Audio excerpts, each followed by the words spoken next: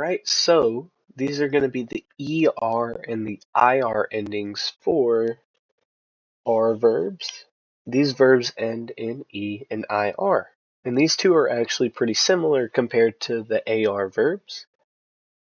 These two are going to follow almost the exact same pattern. So for yo is going to end in O. Tu is going to end in es. Ellos, ellas, and ustedes are going to end in en. El, ella, and usted are going to end in e. Vosotros is going to end with ice. And last but not least, nosotros, for the ER, is going to end in hemos. Now for IR, you'll see, again, it's very similar. O, es, and e, but for vosotros and nosotros, in vosotros case, it's is, and nosotros, it's imos, for IR verbs only. Now let's look at some examples for ER verbs.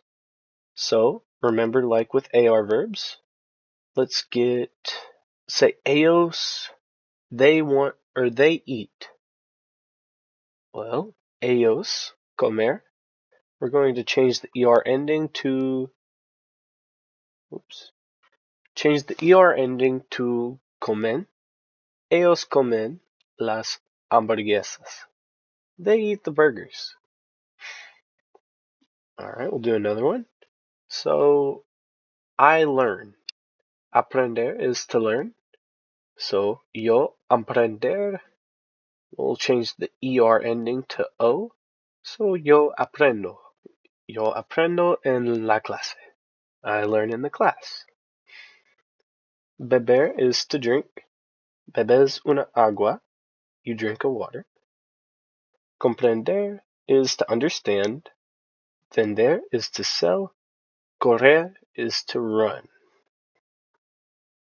Now for some IR examples.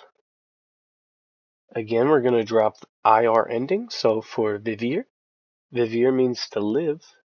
So if we want to do nosotros, vivir.